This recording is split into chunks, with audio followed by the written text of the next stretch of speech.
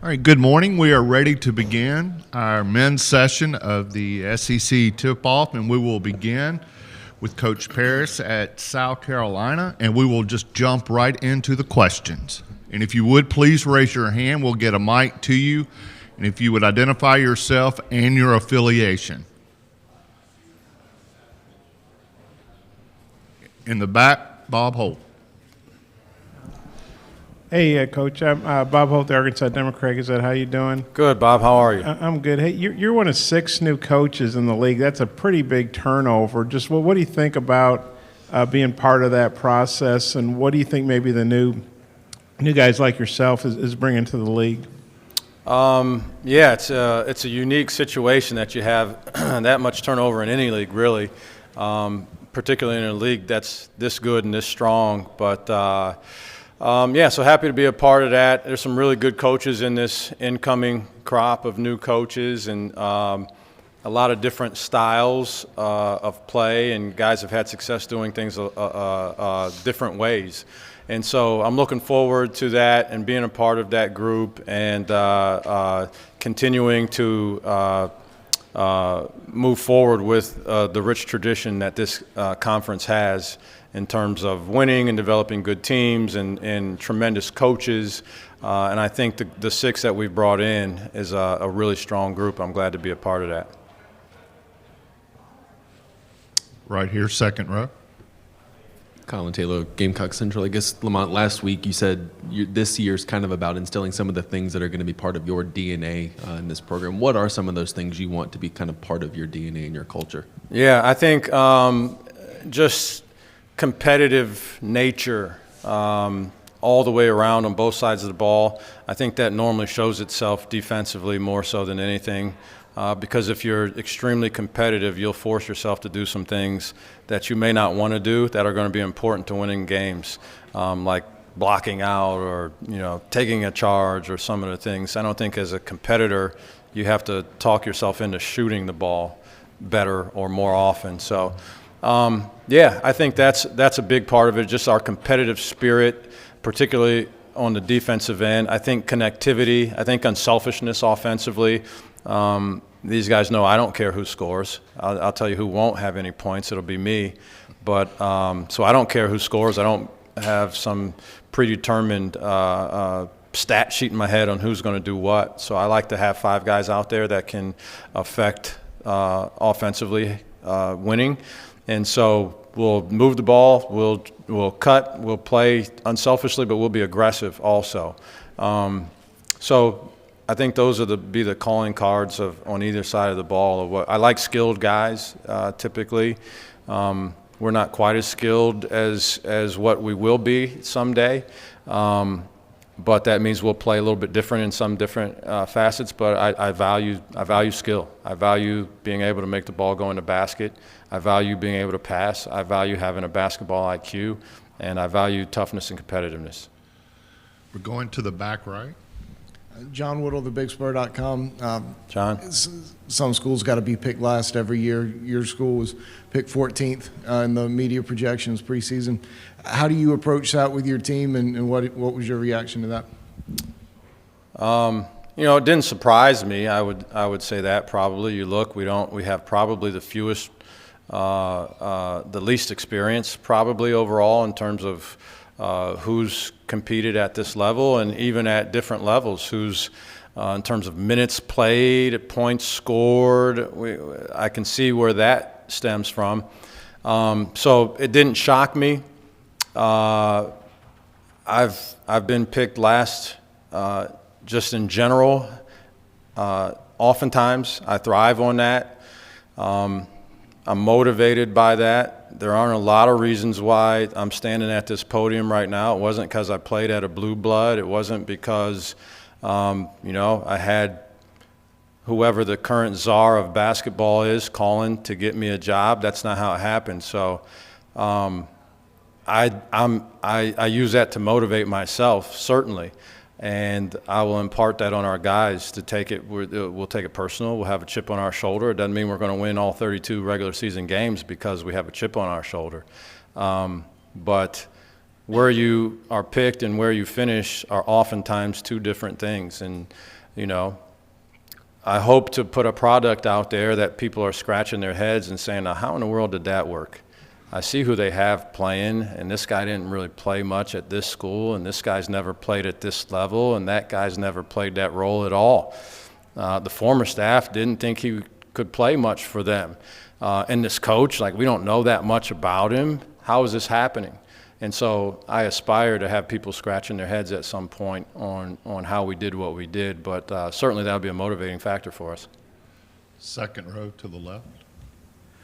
Richmond Weaver, Fox Sports Upstate in Greenville, South Carolina. Richmond. And good morning, Coach Paris. Dawn Staley in her first year was 10-18, and then now 2 national championships at South Carolina. How much have you connected with Coach Staley and maybe even seeking advice from her as far as building a program at South Carolina? You know, I've interacted with her a lot. She's an incredible person, first and foremost, and I think our university is fortunate to have her as a human, as a part of our community. And then she's also good at coaching basketball too, as it turns out. But yeah, we've talked a lot about what her process was and how she got to where she got to. And if it wasn't easy for her, it wasn't instantaneous for her, as you mentioned.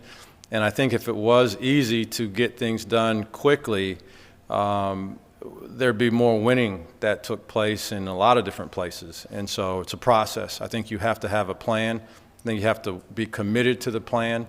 I think you have to work that plan. You have to recruit towards that plan. You have to be committed towards that plan. I think I said that already. But I'll say it again, you have to be committed to that plan.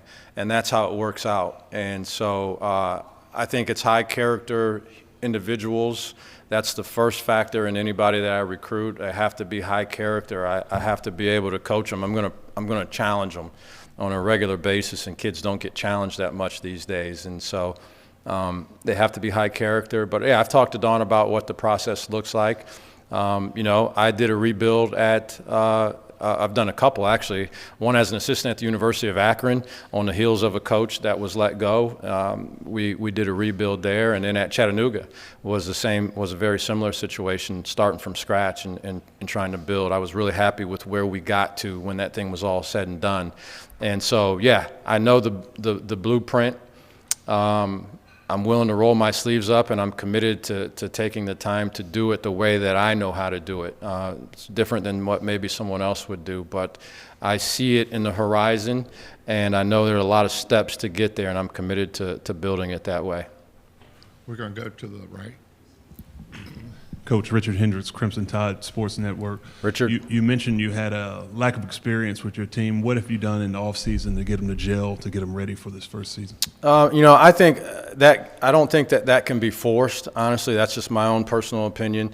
We put the guys in position we played a lot in the summer. I think that was one thing that just, I think a lot of learning of each other happens during a basketball game-like situation, and so that was part of it. They all lived together. That was part of it. But we've got some really good leaders also. One of which is here with us, Hayden Brown. He's our oldest guy. He's 24 years old. He's played in 1,000 basketball games or something like that at this point. But it's not surprising to me. They do some things on their own.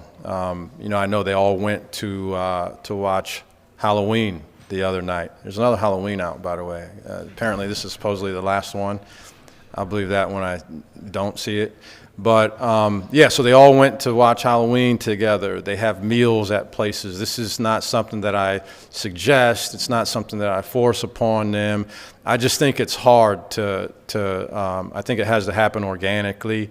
And I think it happens when you have all these new faces. It happens because you have good leadership, and I do think we have that in our group. Going to the front. Good morning, Coach. Good morning. AP How are you? Stedham. Very good. Thank you very much. AP Stedham, WHEP. AP. Coach, who are some of the coaches you admire and you've learned from in the past?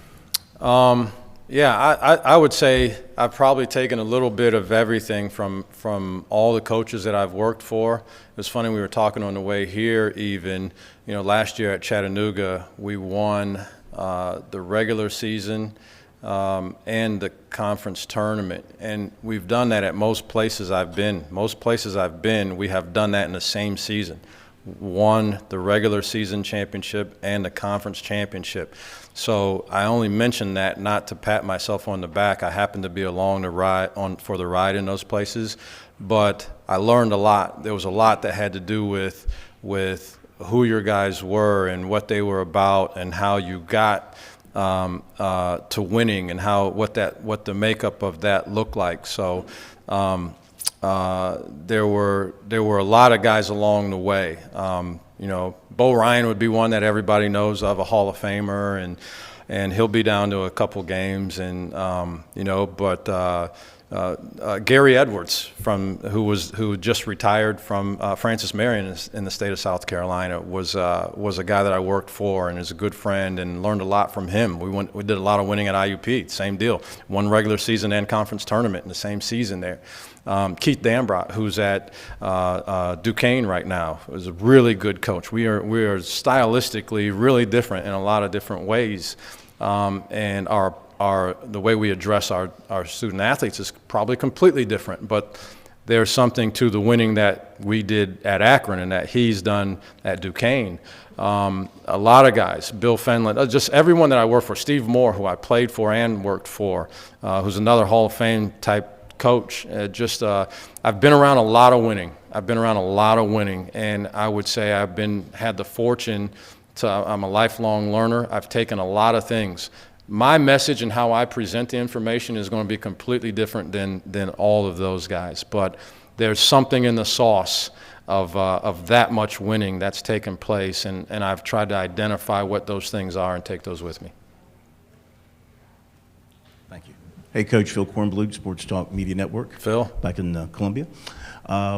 What's the health of your team as you look towards the start of the season? Anybody dealing with anything that's going to slow them down? And number two, how deep do you think your bench will go? How many players do you feel like you can run in and out in a typical game?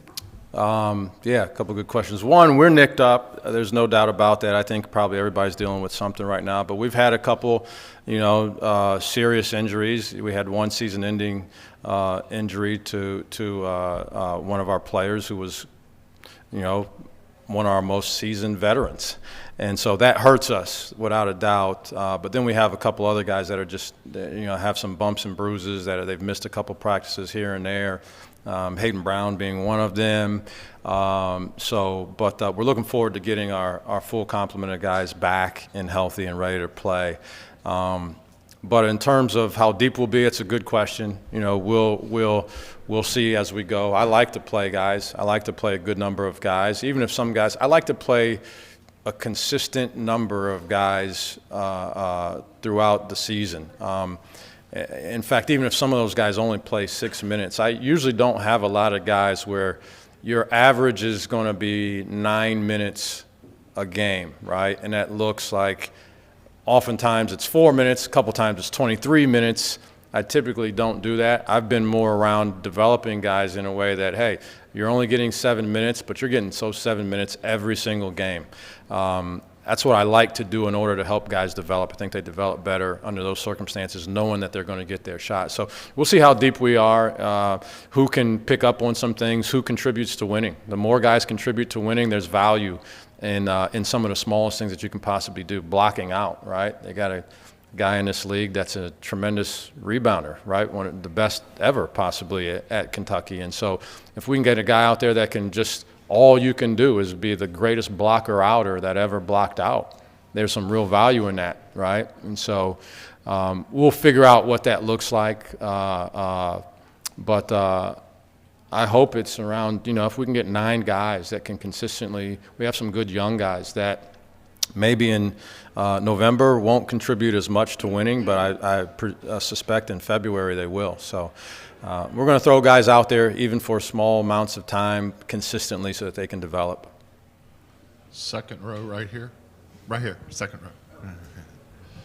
Kyle Tucker with The Athletic. A couple of big Kyle. picture college basketball things I wanted to ask you about. There's Sure. kind of a movement for summer basketball. I wonder Yeah. how you feel about that. And then there's at least some buzz now about expanding the NCAA tournament field, and just your thoughts on that as well. Yeah, the summer basketball thing is intriguing. I'm really interested in that, to be honest with you. I think it's a time that we can put a spotlight on college basketball. I also find myself searching for something on TV once the NBA playoffs are over. I don't know what to watch, honestly. A little golf here and there, I guess, but I think it's a good time. I think it could be really good. I think also for the guys, it's so anticlimactic. October 15th. It used to mean something, right? I see heads nodding in here. Remember that was a thing? That was a real day, October 15th. Now it's just a day.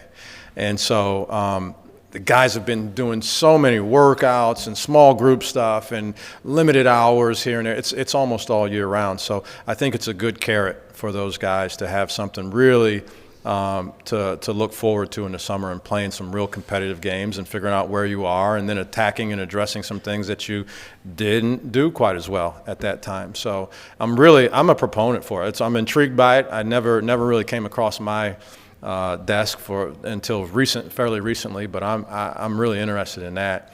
And then the other one, I'm a traditionalist.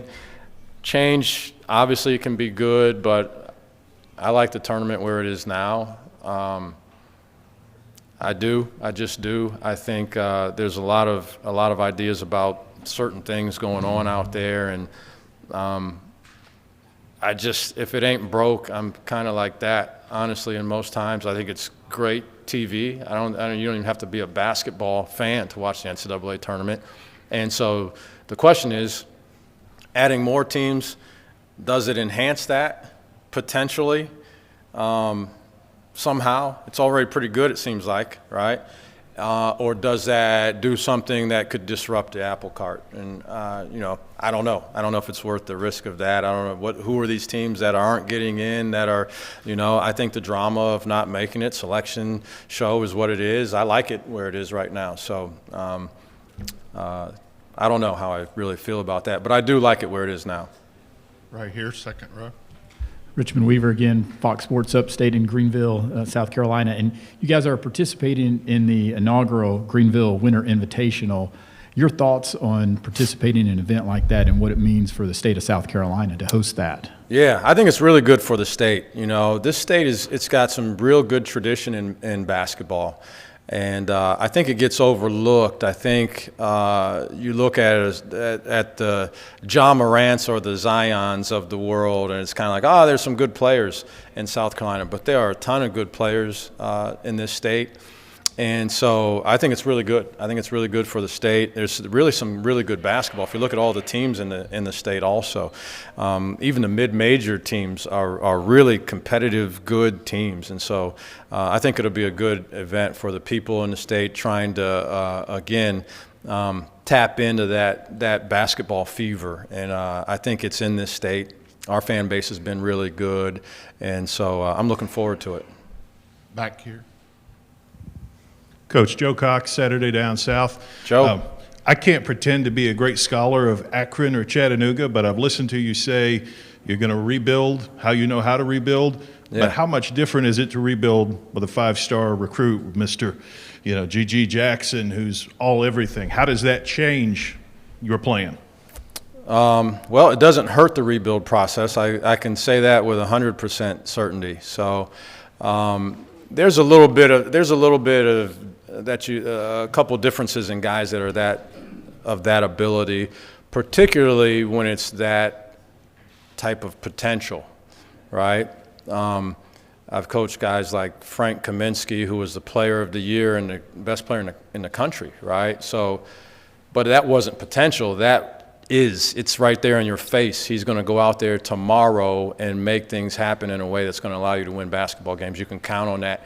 And so it's a little bit different when it's even a higher level of potential than that. But so just trying to bring a guy like that along and challenge him and give him the freedom and the flexibility to go out there and fail not succeed. I think if you fail enough, if he fails enough and responds to that failure enough, successes will happen on a consistent basis. So giving him an environment to fail in and knowing that it's okay to fail because you tried something that you've been wondering if I can do that. So, but that's a part of it. I think the other pieces are the biggest part of it. When you're talking about long-term success, right? If it's short-term success, you put all these pieces together, and it's like dice, and you roll them, and you see if it comes up the way that you want. And if not, you try it again the next year, versus having real pieces that you can count on, that have been in the system, that know terminology, that read. So you get to a point where you're fine-tuning things with those guys. Even if they're not outwardly your most talented guy, there's a lot of roles. No one role. Tom Brady's pretty good, right? You know who his center was? Yeah, you don't. Right? But I would guess that guy's got a pretty important job. So you got to have a lot of guys that make this whole thing go, and then you sprinkle in guys like that. That'll be, that gives them the environment to go out there and again, be creative and do what they do well. Okay, we're out of time. Thank you, Coach. Thank you, guys.